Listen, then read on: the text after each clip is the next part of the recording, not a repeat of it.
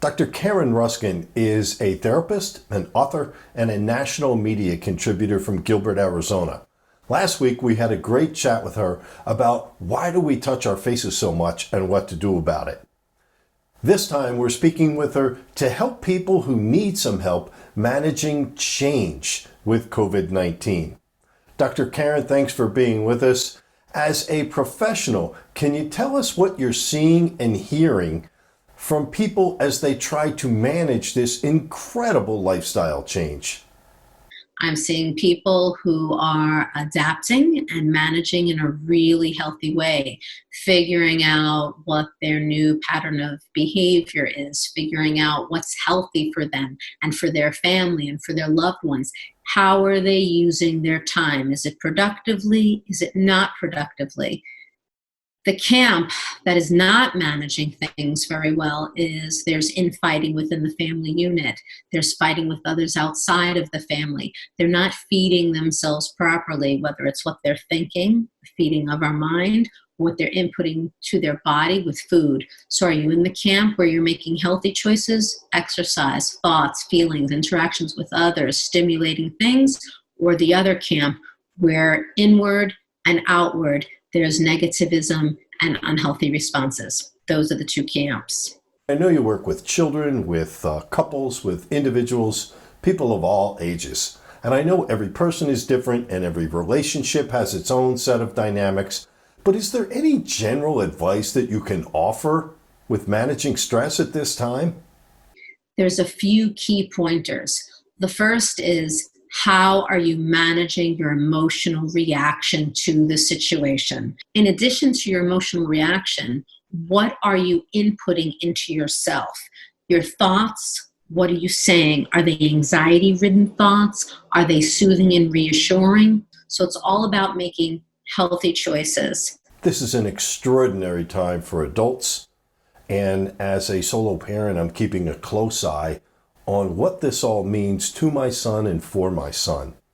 Do you have any guidance for people about what to say to their children and how to say it? So children are feeding off of what the adults are spooning them. Whatever you feed your kids is what they are going to react to. So are you feeding them nutritious words of safety and security and reassurance? Or are you feeding them words of panic? Now, some might say, but there is a panic going on. Yes. How do you communicate with your child of all ages in such a way that is factual within the realm of the facts as we know it? Being able to say to your child of any age, these are the facts that I understand them to be. This is some of the research that I've done. What are we doing to stay safe, both emotionally and physically, and how do we help ourselves during this really challenging time? But isn't it natural to feel fear at a time like this, whether it's financial, whether it's health related, whether it's fear of the unknown?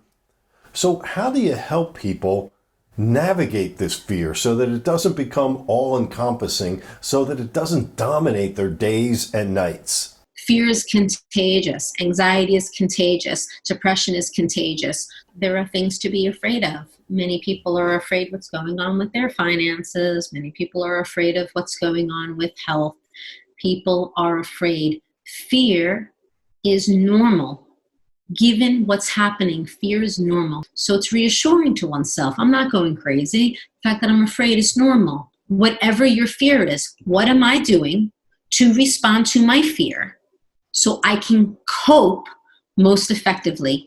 If you ask yourself that question, you will have the answer. It's all about asking yourself the right question. We have the answers within inside of ourselves. Okay, so what if that right answer is a person saying, you know what?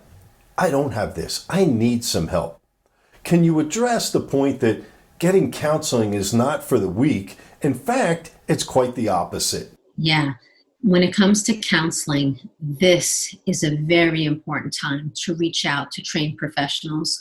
I'm seeing a lot of online posts of people who are suffering and in pain on all the different online platforms, sharing paragraphs and paragraphs of their story. And then they're getting commentary and commentary and commentary from the lay public. People who are their friends, people who are not their friends. It's rather a reaction from the other person's own fears and own biases.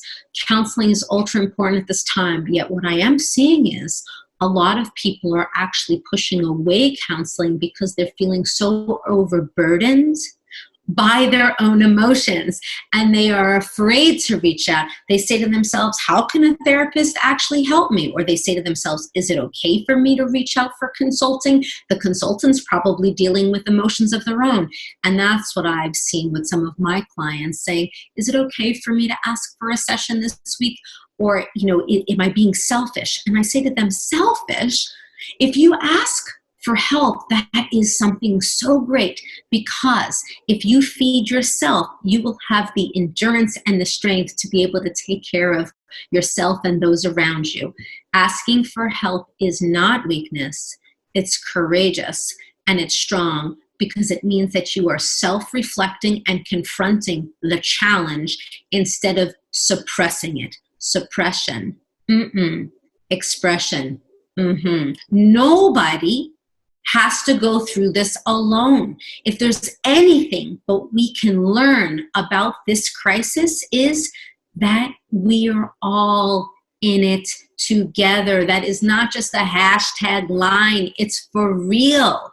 Yes, it is real and surreal at the same time, isn't it? Dr. Karen, thank you again for sharing your time and your expertise. Hopefully we help someone with this. We'll put up your contact information now in case someone wants to reach out to you for help or they just need some more information. Take care, God bless, and stay safe. Absolutely. Thank you. You too.